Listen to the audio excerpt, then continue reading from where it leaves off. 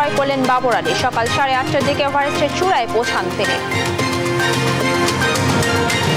উপজেলা নির্বাচনের দ্বিতীয় ধাপের প্রচারণা শেষ হচ্ছে আজ। ভোটারদের নানা প্রতিশ্রুতি দিচ্ছেন প্রার্থীরা। ভোট গ্রহণ মঙ্গলবার। প্রশ্ন ফাঁস চক্রের মাহবুবা নাসরিন রূপা এবার চেয়ারম্যান প্রার্থী। প্রভাব বিস্তারের অভিযোগ, ভোটারদের মিশ্র প্রতিক্রিয়া।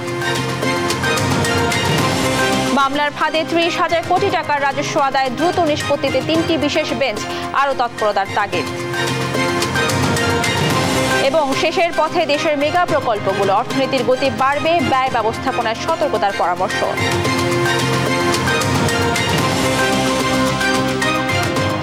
দেখছিলেন শিরোনাম সংবাদ সকালে, সঙ্গে আছি আমি রাবিয়া ইসলাম স্নেহা। পঞ্চম বাংলাদেশি হিসেবে বিশ্বের সর্বোচ্চ শৃঙ্গ মাউন্ট এভারেস্ট জয় করেছেন চট্টগ্রামের সন্তান বাবর আলী। রোববার বাংলাদেশ সময় সকাল 8:30টায় এভারেস্টের চূড়ায় পৌঁছান তিনি। বেস ক্যাম্প টিমের বরাদে এই তথ্য নিশ্চিত করেছেন অভিযানের প্রধান সমন্বয়ক ফরহান জামান। হিমালয়ের শীতিধার চূড়া জয়ের জন্য বাবর আলী রওনা হয়েছিলেন গেল 1 এপ্রিল। চূড়াটি পর্বতের 15,500 ফুট উপরে। সকাল 8:30টায় সেখানে তিনি বাংলাদেশের পতাকা ওড়ান।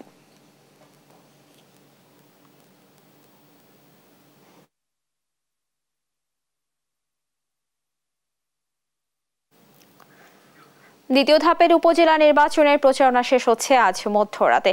শেষ দিনের প্রচারণায় মাঠ চষে বেড়াচ্ছেন প্রার্থীরা। বিরামহীন প্রচারে প্রার্থীরা দিচ্ছেন উন্নয়নের নানা প্রতিশ্রুতি। মিছিল, উঠান বৈঠক ও লিফলেট বিতরণ সহ রাতে দিনে জমজমাট প্রচারণা চলছে উপজেলাগুলোতে। নির্বাচনের দিন ভালো পরিবেশের অপেক্ষায় ভোটাররা। প্রশাসনের সহযোগিতায় সুষ্ঠু নির্বাচনের দাবি জানিয়েছেন প্রার্থীরা। দ্বিতীয় ধাপে 160টি উপজেলায় ভোট গ্রহণ মঙ্গলবার।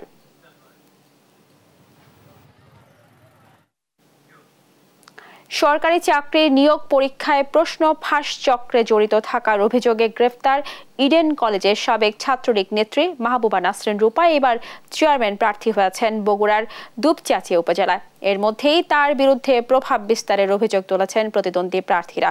সেই সঙ্গে ভোটারদের মাঝেও দেখা দিয়েছে মিশ্র প্রতিক্রিয়া।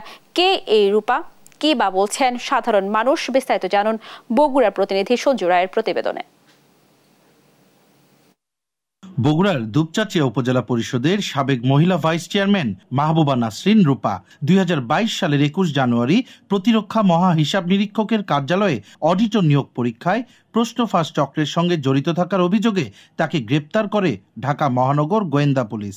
যে ঘটনা রাতারাতি রূপাকে পরিচিত পাওয়ায় দেশব্যাপী।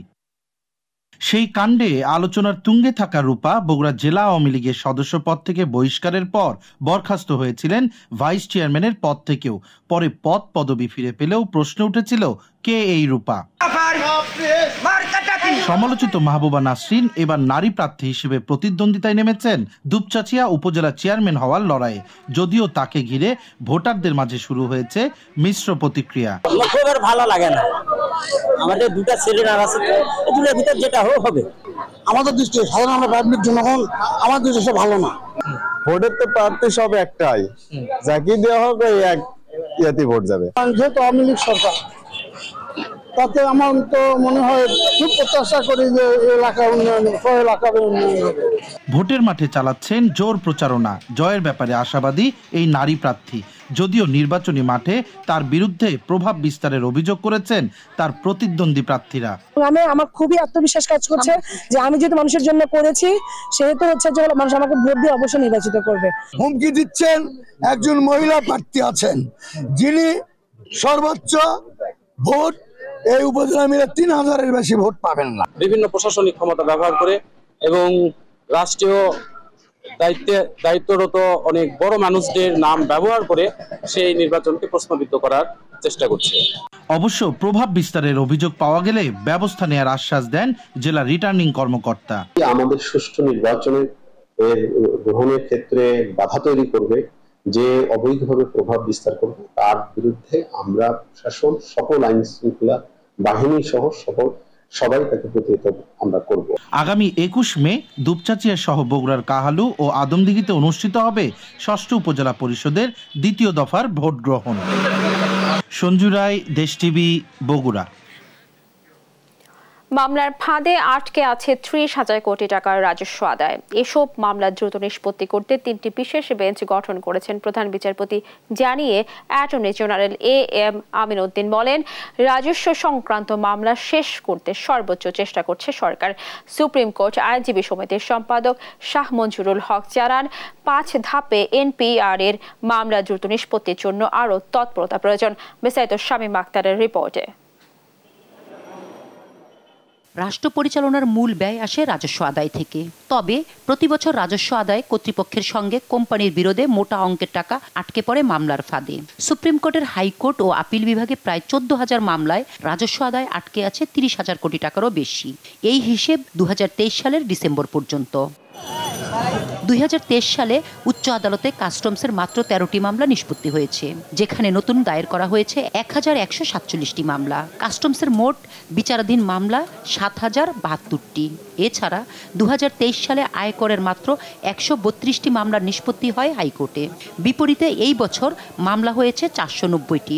আয়করের মামলা বিচারাধীন আছে 8,115টি। 2023 সালে ভ্যাট সংক্রান্ত মামলায় সরকারের 30,000 কোটি টাকারও বেশি রাজস্ব আদায় আটকে আছে। রাজস্ব কর্তৃপক্ষের সাথে কোম্পানির বিরোধের মামলাগুলো প্রায় 5 ধাপে শেষ হয়। এর মধ্যে উল্লেখ্য যে রাজস্ব সংক্রান্ত জটিলতায় ট্যাক্সের উপকমিশনার নোটিশ করেন। এই নোটিশ কর আপিল আদালতে যায়। এর পরের ধাপ কর আপিল ট্রাইব্যুনাল, এরপর হাইকোর্ট, সবশেষে আপিল বিভাগ।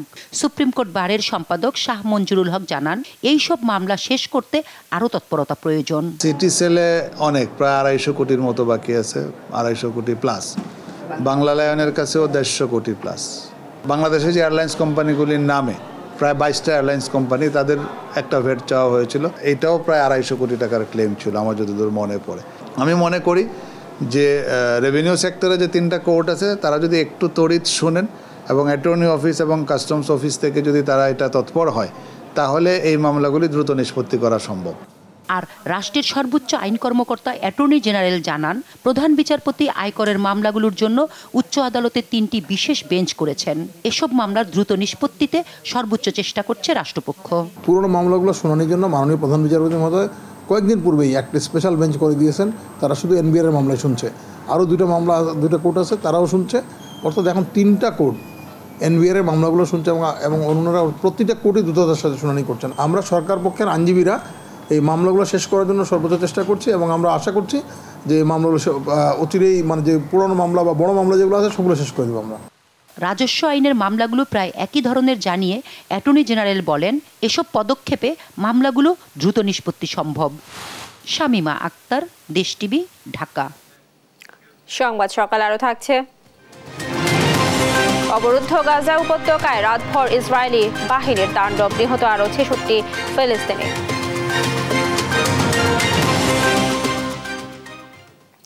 শেষ হওয়ার পথে দেশের মেগা প্রকল্পগুলো। পরিকল্পনা মন্ত্রণালয়ের তথ্য বলছে, গেল মাস পর্যন্ত এসব প্রকল্পের কাজ এগিয়েছে 89%। এর মধ্যে উদ্বোধনও করা হয়েছে কয়েকটি।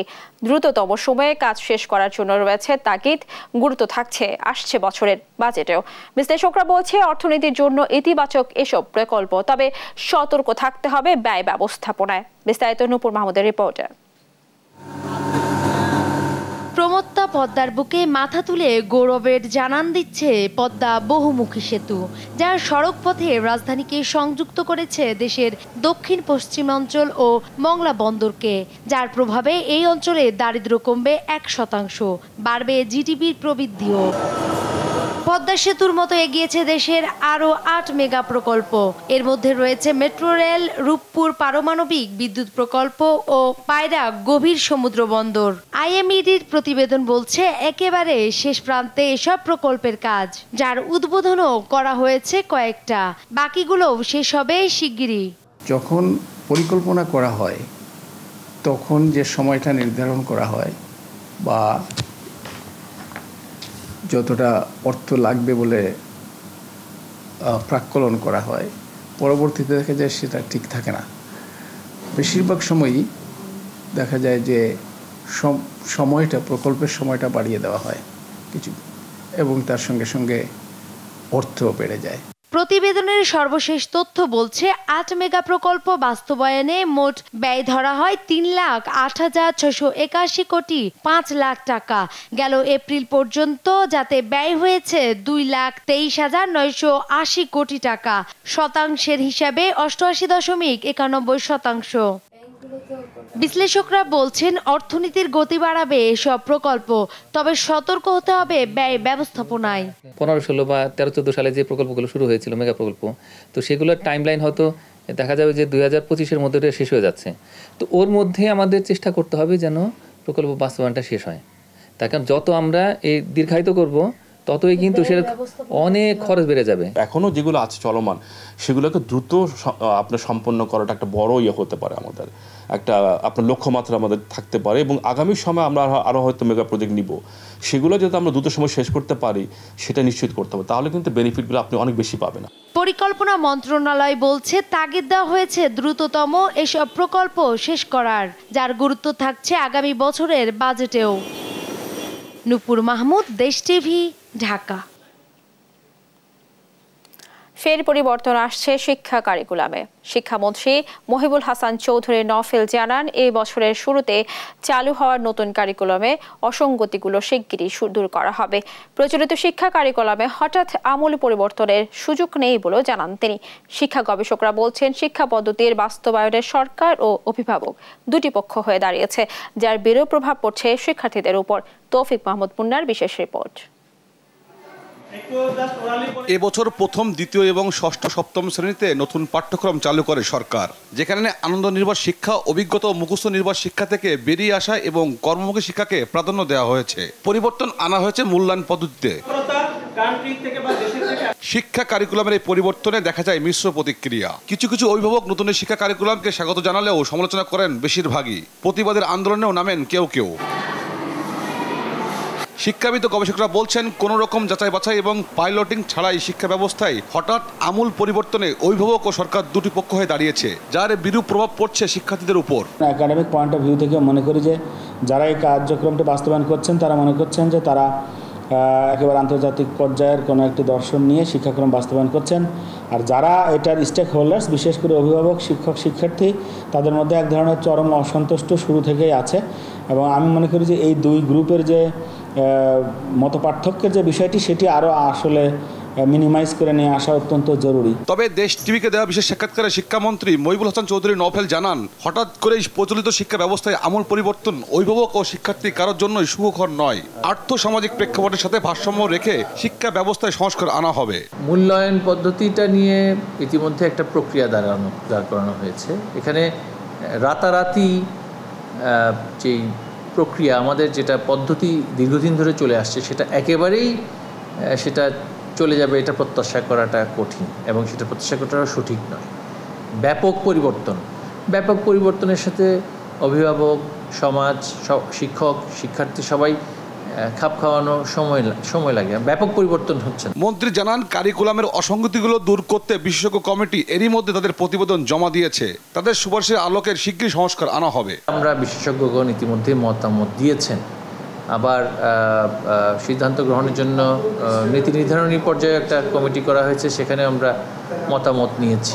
যে বিষয়ের উপরে আমাদের পরীক্ষা নেওয়া হয় সেগুলো হয়তো বা কমিয়ে আনা যেতে পারে, এবং পদ্ধতিগতভাবে যে পুরোটাই যে শুধুমাত্র লিখিত পদ্ধতি থাকবে তা নয়, কিছুটা সেটা অবলোকন করা, সেটা তারা কিভাবে পারফর্ম করছে সেটাও, সেই পদ্ধতিটাও থাকবে। আবার পাশাপাশি নির্দিষ্ট সময়ের মধ্যে লিখিত পরীক্ষার বিধানও থাকবে। ট্রেনিংটা অনগোয়িং প্রসেস, আমাদের ট্রেনিং চলছে। ট্রেনিং সবসময় ভবিষ্যতেও প্রয়োজন হবে, তো ট্রেনিংটা একটা চলমান প্রক্রিয়া। কোনো পর্যায়ে 1-3 ঘন্টা বেশি পরীক্ষার সুযোগ নেই বলে জানান শিক্ষামন্ত্রী। তৌফিক মাহমুদ মুন্না, দেশ টিভি, ঢাকা।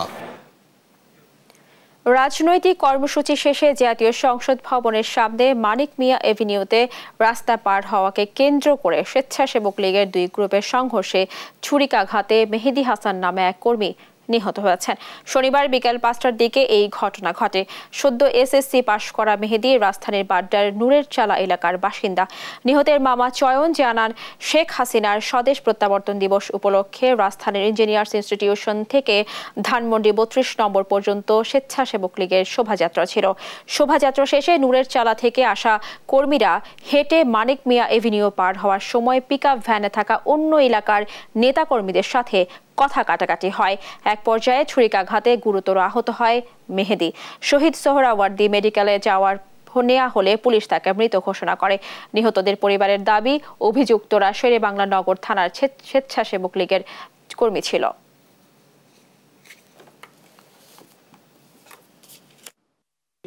আমরা উপরে তুলে দিতেছে, পরে এক বড় ভাই বলতেছে যে তোমরা একটু পরে যাও, আমরা একটু আগে যাইনি। তখন ওরা বলতেছে কেন আপনারা আগে যাবেন, আমরা যাইনি। এটা নিয়ে প্রথমে একটু তর্কাতর্কি হয়েছে। যেভাবে অস্ত্র চালাইতেছে অবস্থা তো খারাপ হয়ে যাবে। তা আমরা মোটামুটি টুপি সব পিছনে গেছি। এর ভিতরে পিছনে যাইতে আমার ভাগিনা ফিরাইতে গেছে। ভাগিনারা মনে করেন ওই যে ওরা মারতে না, ওরা এনে মাইরে দিচ্ছে। আমার বাবার বিচার করে কে লেগে মারলো আমার বাবারে। আমার বাবার কোনো দোষ নাই, আমার বাবার কোনো দোষ নাই, তার মারলো কি। আগামী মাসে শেষ হচ্ছে পায়রা বন্দরের প্রথম টার্মিনালের নির্মাণ কাজ। এরপর সড়ক পথে শুরু হবে পণ্য আনা নেওয়া কার্যক্রম। বন্দরের রাজস্ব আয় বাড়বে 3 গুণ। এটি বন্দরের জন্য একটি মাইল ফলক বলছে কর্তৃপক্ষ। পটুয়াখালী প্রতিনিধি সাইদ ইব্রাহিমের তথ্যচিত্রে ডেস্ক রিপোর্ট জানাচ্ছে দিবাশ্রী বড়ুয়া। 2022 সালের 27 অক্টোবর পায়রা বন্দরের বেশ কয়েকটি প্রকল্পের সাথে প্রথম টার্মিনাল নির্মাণ কাজের উদ্বোধন করেন প্রধানমন্ত্রী শেখ হাসিনা। 4.5 কোটি টাকার এই প্রকল্পের কাজ করছে চায়নার 3টি ঠিকাদারি প্রতিষ্ঠান। ইতিমধ্যে শেষ হয়েছে ওয়্যার হাউস ও টার্মিনাল ভবন নির্মাণ কাজ। 650 মিটার দৈর্ঘ্যের এই টার্মিনালের জেটি ও ব্যাকআপ ইয়ার্ডের কাজ প্রায় 90% শেষ। সবকিছু ঠিকঠাক থাকলেই জুনেই এই টার্মিনালের কাজ শেষ হবে। এই কাজগুলো অধিকাংশই শেষ হয়ে গেছে। শুধুমাত্র আমাদের জেটির কিছু অংশ আমাদের সম্পন্ন করা বাকি আছে। জুনের মধ্যে আমাদের কাজ অনেকাংশেই আমাদের সম্পন্ন হয়ে যাবে। জাহাজে আসা পণ্য সৈয়দ নজরুল ইসলাম সেতু দিয়ে কলাপাড়া পৌর শহরের এলজিডি সড়ক হয়ে পৌঁছে যাবে দেশের বিভিন্ন স্থানে। তবে 2026 সালে বন্দরের নির্মাণাধীন 6 লেন সড়ক ও আন্ধারমানিক নদীর উপর সেতুর কাজ হলে পুরোদমে শুরু হবে বন্দরের অপারেশন। পায়রা বন্দর বাংলাদেশের প্রথম স্মার্ট বন্দর। এই বন্দরের অবকাঠামোগত যে কার্যক্রম চলছে তার মধ্যে প্রধান কার্যক্রম হলো আমাদের first terminal, that is PPFT terminal project. এই প্রজেক্টের কাজ আমরা আশা করছি যে জুন 2024-এর মধ্যে শেষ হবে এবং বর্তমানে ইয়ার্ড সহ আমাদের জেটির কাজ 90% কাজ অগ্রগতি হয়েছে এবং জুনের মধ্যে আমাদের জাহাজ ভেড়ানোর মতো কন্ডিশন আমরা চলে আসবো। প্রথম টার্মিনালের জেটিতে সরাসরি জাহাজ খালাস কার্যক্রম শুরু হলে বন্দরের রাজস্ব আয় বাড়বে 3 গুণ, বলছেন এই কর্মকর্তা। টার্মিনাল যে শুরু হচ্ছে, আশা করি জুনের ভিতরে আমরা জাহাজ বেরোতে সক্ষম হব। তো সেই দিক থেকে আমাদের জাহাজ বাড়তেছে। আর পাশাপাশি আমরা যে যোগাযোগ করতেছি বিভিন্ন স্টেক হোল্ডারদের সাথে, আমাদের শিপ টু শিপ অপারেশনের জন্য জাহাজ কিন্তু দিন দিন বৃদ্ধি পাচ্ছে। পায়রা তাপবিদ্যুৎ কেন্দ্র প্রতি বছর বন্দরের মাধ্যমে কয়লা আমদানি করছে 40 lakh metric ton. News desk, Desh TV. দুর্নীতির অভিযোগে 5 বছর ধরে বন্ধ রংপুরের বেগম রোকেয়া বিশ্ববিদ্যালয়ের 10 তলা ছাত্রনিবাস ভবন ও গবেষণা কেন্দ্র নির্মাণ কাজ। এতে চরম আবাসন সংকটে ভুগছেন শিক্ষার্থীরা, সেই সঙ্গে শিক্ষকরা পাচ্ছেন না গবেষণার সুযোগ। মাহমুদ রকির তোলা ছবিতে রফিকুল ইসলামের প্রতিবেদন। 2015 সালের ডিসেম্বরে 51 কোটি টাকা ব্যয়ে 10 তলা শেখ হাসিনা ছাত্রী হল এবং 27 কোটি টাকা ব্যয়ে ডক্টর ওয়াজেদ রিসার্চ ইনস্টিটিউট নির্মাণ কাজের উদ্বোধন করেন প্রধানমন্ত্রী শেখ হাসিনা। প্রকল্প দুটির প্রথম তলার ছাদের কাজের সময় নতুন উপাচার্য হিসেবে যোগ দেন নাজমুল হাসান কলিমুল্লাহ। নিয়োগ পেয়ে নতুন পরামর্শক নিয়োগ দিয়ে প্রকল্পের মূল নকশায় আনেন পরিবর্তন। পরে ঠিকাদারকে চুক্তির বাইরে অর্থ প্রদান সহ নানা অনিয়মে কাজ শেষের আগেই ফুরিয়ে যায় প্রকল্পের বরাদ্দকৃত অর্থ। এরপর বাড়তি 89 কোটি 70 লাখ টাকা দেখিয়ে নতুন করে সংশোধিত প্রকল্প জমা দেয় বিশ্ববিদ্যালয় প্রশাসন। এসব অনিয়মের অভিযোগ তদন্ত নেমে সত্যতা পায় বিশ্ববিদ্যালয় মঞ্জুরি কমিশন। এরপরই 2019 সালের ডিসেম্বরে প্রকল্পের কাজ বন্ধের নির্দেশ দেয় শিক্ষা মন্ত্রণালয়। প্রায় 5 বছরেও কাজ চালু না হয় বিশ্ববিদ্যালয় কর্তৃপক্ষ নতুন করে প্রায় 850 কোটি টাকার প্রকল্প জমা দিলেও তা বাস্তবায়নে নেই কোনো অগ্রগতি। তো মূল জটিলতা শুরু হয়, এই কারণেই কাজ বন্ধ হয়ে যায়। এখন পরবর্তীতে এই অতিরিক্ত এরিয়ার ভবনটি শেষ করতে কি পরিমাণ টাকা লাগবে এই ধরনের একটা প্রস্তাবনা আমাদের কাছে চাওয়া হয়, আমরা পাঠিয়েছি। এখন এটি অনুমোদন প্রক্রিয়ার মধ্যেই আছে। এদিকে আবাসন সংকটে নিরাপত্তাহীনতার মধ্যেই ক্যাম্পাসের বাইরে ভাড়া বাসা ও হোস্টেলে থাকতে হচ্ছে ছাত্রীদের। আমাদের যারা এই যে আমরা বাইরে সর্দারপাড়া বিভিন্ন জায়গায় থেকে আমাদের তো নিরাপত্তারও একটা সমস্যা যে আমরা বাইরে থাকছি, একটা ছোট বেডে 2 জনকে করে থাকতে হচ্ছে, 4 জনের রুমে 8 জন থাকতে হচ্ছে। মনে করেন যে মেস ভাড়া 1500 টাকা আর খাওয়া দাওয়া 1500 টাকা মিলে 3000 টাকা, হলে থাকলে সেই কষ্টটা কম হইতো। গবেষণা কেন্দ্র নির্মাণ না হয় মুক্ত বুড়ে পড়েছে শিক্ষকদের গবেষণার কাজও। তাই অনিয়মের সঙ্গে জড়িতদের শাস্তির দাবি তাদের। বিচারের আওতায় আনা সম্ভব হচ্ছে না কোনো ভেতরের কোনো গাফিলতির কারণে। তাদের বিরুদ্ধে তো ইউজিসি রিপোর্ট দিয়েছে শিক্ষা মন্ত্রণালয়, আমি মনে করি তাদের আইনের আওতায় নিয়ে আসা উচিত। তবে এসব সমস্যা কাটিয়ে ওঠার প্রত্যাশা বর্তমান উপাচার্যের। আমি অন্তত এইটুকু কনভিন্স করতে পেরেছি তাদেরকে যে এই 2টা বিল্ডিং যতটুকু হয়েছে এখন যদি এটা ওয়ার্কেবল করা না হয় তাহলে আস্তে আস্তে এটা তো ভেঙে নষ্ট হয়ে যাবে। তো ওনারা রাজি হয়েছেন। অনিয়ম দুর্নীতির অভিযোগে এই প্রকল্পের কাজ গেল কবছর ধরে বন্ধ রয়েছে। ব্যক্তি স্বার্থে সরকারি অর্থ আত্মসাৎ এবং অপচয় রোধ করে পরিকল্পিতভাবে উন্নয়ন করার আহ্বান সংশ্লিষ্টদের। রফিকুল ইসলাম, দেশ টিভি, বেগম রোকেয়া বিশ্ববিদ্যালয়, রংপুর। কোরবানির পশুর চাহিদা মেটাতে প্রস্তুত নারায়ণগঞ্জের খামারিরা। দেশীয় গরুর পাশাপাশি বিদেশি জাতের পশুর বাড়তি যত্নে ব্যস্ত তারা। জেলায় এবার 4500 খামারে প্রস্তুত রয়েছে 71,234টি গরু, যার বাজার মূল্য 700 কোটি টাকা। বিল্লাল হোসেনের তথ্যচিত্রে সালমা জাহানের ডেস্ক রিপোর্ট। ঈদুল আজহার বাকি আর মাত্র মাসখানেক। এই ঈদের অন্যতম আনুষ্ঠানিকতা কোরবানি, যেখানে কোরবানি হওয়া পশুর মধ্যে চাহিদা বেশি থাকে গরুর। তাই এসব পশু যোগানে নারায়ণগঞ্জে ব্যস্ততা এখন খামারিদের। 5টি উপজেলার প্রায় 4500 খামার থেকে গবাদি পশু বিক্রির জন্য প্রস্তুতি নেওয়া হচ্ছে। এসব খামারে দেশীয় প্রজাতির গরুর পাশাপাশি অস্ট্রেলিয়ান, সিদ্ধি, শাহিওয়াল, ফ্রিজিয়ান, ব্রাহ্মা, ভুট্টি সহ নানা জাতের বিদেশি জাতের পশু মোটা তাজাকরণে চলছে শেষ মুহূর্তের যত্ন আত্মি। জেলা প্রাণী সম্পদ অধিদপ্তর বলছে, এবার জেলায় 1,66,803টি গবাদি পশুর চাহিদার বিপরীতে প্রস্তুত রয়েছে 1,234টি গরু। এসব গরুর সর্বনিম্ন মূল্য 90,000 থেকে সর্বোচ্চ 15 লাখ টাকা। গেলবারের তুলনায় এবার একটু সেলের পার্সেন্টেজ কম। গেলবারের সময় আমাদের প্রায় 40% বা 35% হয়ে গেছিল সেল, এখন সেখানে 20-25 এরকম। যেগুলো আমাদের কুষ্টিয়ার খামারে আছে ওইগুলো আমাদের ঈদের হয়তো 15 থেকে 20 দিন আগে চলে আসবে। আর আমাদের অলমোস্ট প্রায় 150 থেকে 180টা গরু হবে ঈদে। কোরবানি ঘিরে এবার আগেভাগে মানসম্মত গরু কিনতে প্রতিদিনই নারায়ণগঞ্জের বিভিন্ন খামারে ভিড় করছেন ক্রেতারা। দরে দামে মিলে গেলেই কিনে নিচ্ছেন পছন্দের পশু। এখানকার গরুগুলো সবসময় আনকমন হয়, এক্সক্লুসিভ হয়, অনেক ভালো লাগে আর কি দেখতে। তো গরু যা দেখছি ভালোই লাগছে, আর গরু মনে করেন আগের থেকে অনেক বাড়ছে। হ্যাঁ, গরুর দাম তো অনেক বেশি। গরুর ধরেন এইতে টটে উড়াইয়া দেখে যে কত টন আছে, এরপর ধরেন পরবর্তীতে দাম করে যে রিটেল করা হয়। খামারগুলোতে পশুর স্বাস্থ্য সেবায় পর্যাপ্ত সহায়তা দিচ্ছে জেলা প্রাণী সম্পদ বিভাগ। যে সমস্ত গরু ছাগল বিক্রি হচ্ছে সেগুলি মানসম্মত, কারণ আমরা প্রতিটি খামারিকে তাদেরকে উঠান বৈঠকে অংশগ্রহণ করার সুযোগ করে দিয়েছিলাম এবং উঠান বৈঠকে তারা স্টেরয়েড, গ্রোথ হরমোন, কেমিক্যাল বা অন্যান্য ক্ষতিকারক কোনো ওষুধ যাতে তারা ব্যবহার না করে সেই জন্য তাদেরকে প্রশিক্ষণ দেওয়া হয়েছে। এবছর জেলায় প্রায় 700 কোটি টাকার পশু কেনাবেচা হবে বলে আশা করছেন প্রাণী সম্পদ অধিদপ্তর। News desk, Desh TV.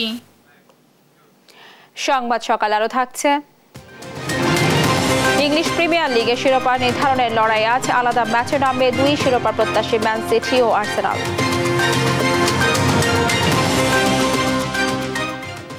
আমের বাজারের সবশেষ তথ্য জানাতে সাতক্ষীরা থেকে সরাসরি যুক্ত হচ্ছেন সহকর্মী শরীফুল্লাহ কায়সার সুমন। সুমন, আপনি নিশ্চয় আমাকে শুনতে পাচ্ছেন। সুমন, বাজারে আমের সরবরাহ নিয়ে কি তথ্য রয়েছে আপনার কাছে, আমাদেরকে বিস্তারিত জানাবেন। স্নেহা, ধন্যবাদ আপনাকে। আমি দাঁড়িয়ে আছি সাতক্ষীরার বড় বাজারের যে বাজারের চিত্র, সেটি কিন্তু শেষ হয়েছে, এখনো চলছে। এই 10টা বাজার পর থেকে শুরু হয়ে যাচ্ছে আড়তগুলোতে কিন্তু প্রস্তুত করা, এই যে আম বিছানো আছে এবং আপনি কার্টুন দেখতে পাচ্ছেন, এই কার্টুনগুলোতে কিন্তু আমগুলো কিন্তু প্রস্তুত করা হচ্ছে সারা দেশে নিয়ে যাওয়ার জন্য। আপনাকে বলে রাখা দরকার যে গোপালভোগ, গোবিন্দভোগ, শরীফা খাস সহ 5-6 জাতের আম কিন্তু এখন বাজারে চলছে, সেগুলো প্রায় শেষ পর্যায়ে। আমার এখানে উপস্থিত আছে ইনি ডালিম, ইনি এসছেন আমের বাজারে, ইনি চাঁপাইনবাবগঞ্জের রোহানপুর থেকে এসছেন, ইনি আছেন কিশোরগঞ্জের ভৈরব থেকে এসছেন।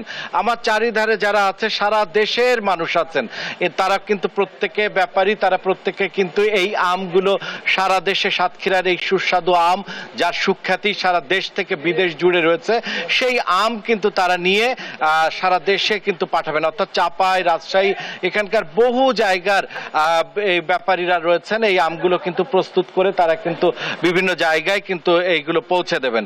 আরেকটি বিষয় বলে রাখা দরকার, সাতক্ষীরার যে মূল আকর্ষণ সেটি কিন্তু হিমসাগর আম আসবে 22 তারিখ থেকে, এবং সেটি কিন্তু সেটির জন্য কিন্তু বেশ অপেক্ষমান আছে অনেক মানুষ।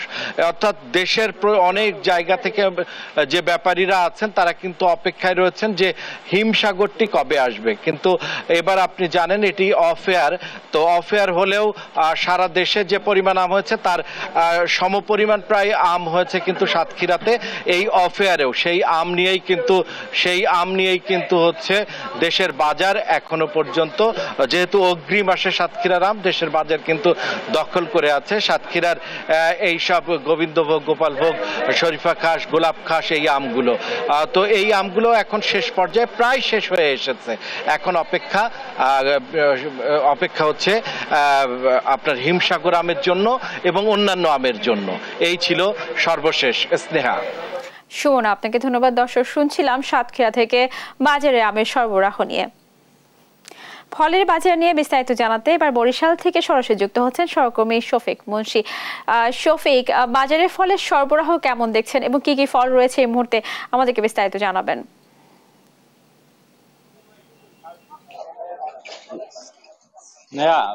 মধুমাস জ্যৈষ্ঠের আগমনের সাথে সাথে বরিশালের বাজারে কিন্তু রসালো নানা রকমের ফলের সরবরাহ বেড়েছে। বিশেষ করে লিচু এবং আম কিন্তু দেখা গেছে গত 1 সপ্তাহ যাবতই বরিশালের বাজারে চোখে পড়েছে। কিন্তু ক্রেতা সাধারণ যারা, তারা আমাদেরকে যেটা জানিয়েছে যে ফলের বাগানের এই যে আগুন, সেটা আসলে জ্যৈষ্ঠের যে উত্তাপ সেটা আরো কয়েক গুণ বাড়িয়ে দিয়েছে।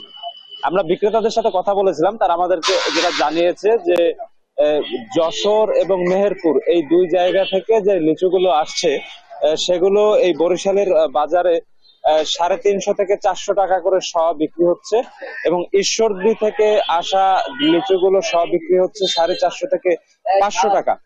এছাড়া সাতক্ষীরার গোবিন্দভোগ আম আসা শুরু করেছে, যেটা আসলে বিভিন্ন জায়গা ভেদে 140 থেকে 160 টাকা আসলে কেজি বিক্রি হচ্ছে। এছাড়া পুরো গত 2 মাস যাবত কিন্তু বরিশালের বাজারে রমরমা ছিল আসলে তরমুজের যে সরবরাহ সেটা, এবং তরমুজ কিন্তু এখন মোটামুটি বিক্রি হচ্ছে মাঝারি সাইজের তরমুজ 400 থেকে 500 টাকা।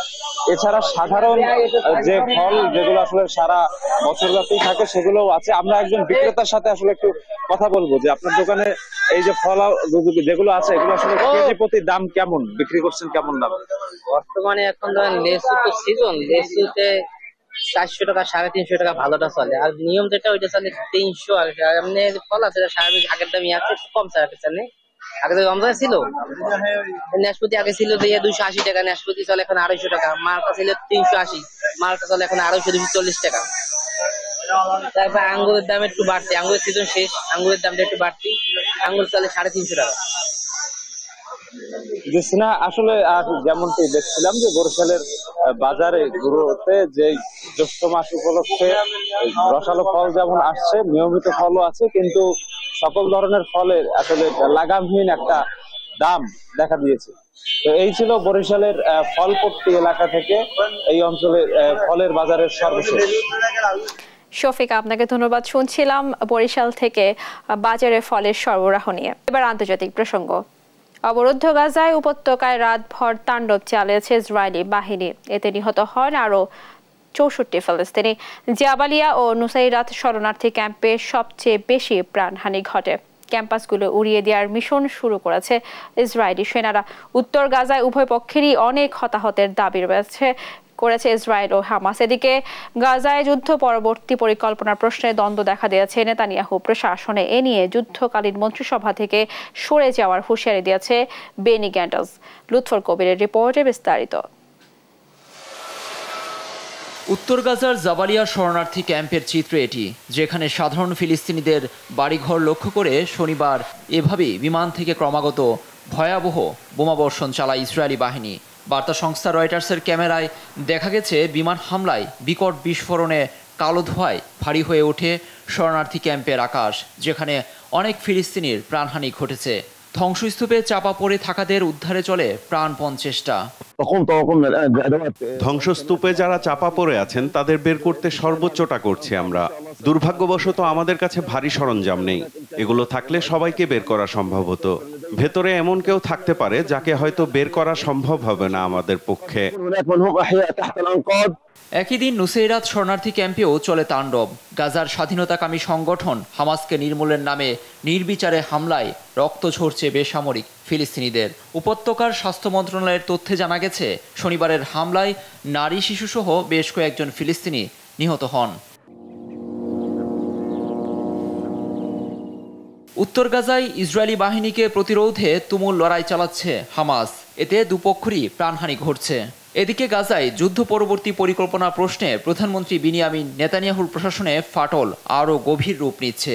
এ নিয়ে শনিবার প্রকাশ্যে পদত্যাগের হুমকি দিয়েছেন ইসরায়েলের যুদ্ধকালীন মন্ত্রিসভার সদস্য বেনি গ্যান্স। যদি আপনি জাতীয় স্বার্থকে ব্যক্তিগত স্বার্থের ঊর্ধ্বে স্থান দেন, তাহলে আপনি আমাদের এই সংগ্রামে অংশীদার হিসাবে পাবেন। কিন্তু যদি উগ্রপন্থা বেছে নেন এবং পুরো জাতিকে সর্বনাশের দিকে নিয়ে যান, তাহলে আমরা সরকার ছাড়তে বাধ্য হব। প্রধানমন্ত্রী নেতানিয়াহুকে আগামী ৮ জুনের মধ্যে ৬টি কৌশলগত লক্ষ্য অর্জনের পরিকল্পনাও ছুড়ে দিয়েছেন তিনি। লুৎফর কবির, news desk, Desh TV. Cancer সৃষ্টিকারী উপাদানের উপস্থিতির অভিযোগে ভারতীয় কোম্পানি এমডিএইচ ও এভারেস্ট স্পাইসেসের গুঁড়া মশলা আমদানি ও বিক্রিতে নিষেধাজ্ঞা আরোপ করেছে বেশ কয়েকটি দেশ। এ খবর প্রকাশের পর এই দুই প্রতিষ্ঠানের মশলা এর মধ্যেই রপ্তানি আগের তুলনায় তলানিতে নেমেছে। বিশ্বের বিভিন্ন দেশ যেভাবে নিষেধাজ্ঞা দিচ্ছে, এটা বহাল থাকলে সামনে রপ্তানি 40% হ্রাস পেতে পারে বলে জানিয়েছে সংশ্লিষ্ট কর্তৃপক্ষ। শুধু দেশের বাইরেই নয়, ভারতেও এই মশলা কেনা থেকে বিরত থাকছেন সাধারণ মানুষ। আফরিন ময়ের ডেস্ক রিপোর্টে বিস্তারিত। গেল বেশ কয়েকদিন ধরেই ভারতীয় মশলা প্রস্তুতকারক প্রতিষ্ঠান এভারেস্ট ও এমডিএইচ নিয়ে চলছিল নানা বিতর্ক। এর মধ্যেই রাসায়নিক ব্যবহারের প্রমাণ পেয়ে এই মশলা নিষিদ্ধ করেছে নেপাল। শুধু নেপালই নয়, ক্ষতিকারক পদার্থ থাকার অভিযোগে একই পথে হেঁটেছে সিঙ্গাপুর, হংকংয়ের মতো দেশ। সুরক্ষার কথা মাথায় রেখে মশলা নিয়ে কড়াকড়ি চালু করেছে যুক্তরাষ্ট্র, যুক্তরাজ্য ছাড়াও অনেক দেশ। বিশ্বের বিভিন্ন দেশের নিষেধাজ্ঞা ও সতর্কতায় বিপাকে এমডিএইচ ও এভারেস্ট স্পাইসের গুঁড়া মশলা উৎপাদনকারী প্রতিষ্ঠান। এর মধ্যে কমে গেছে এর রপ্তানি। পরিস্থিতি এতটাই নাজুক যে এই দুই প্রতিষ্ঠানের মশলা রপ্তানি 40% পর্যন্ত কমে যেতে পারে বলে জানিয়েছে সংশ্লিষ্ট কর্তৃপক্ষ। শুধু দেশের বাইরেই নয়, এ খবর প্রকাশের পর থেকে জনপ্রিয় এই মশলা থেকে মুখ ফিরিয়ে নিয়েছেন ভারতীয়রাও। এই বিতর্কের কথা জানার পর আমি এমডিএইচ এবং এভারেস্ট ব্যবহার করা বন্ধ করে দিয়েছি। আমি আগে এই ব্র্যান্ডের মশলা কিনতাম, কিন্তু এখন আর নেই। বিশ্বের বৃহত্তম মশলা প্রস্তুতকারক দেশ হিসেবে পরিচিত ভারত। দেশটি প্রতি বছর মশলা রপ্তানি করে প্রচুর বৈদেশিক মুদ্রা আয় করে। আর এমডিএইচ ও এভারেস্টের মশলা সারা বিশ্বেই বেশ জনপ্রিয়। আফরিন মৌ, নিউজ ডেস্ক, দেশ টিভি।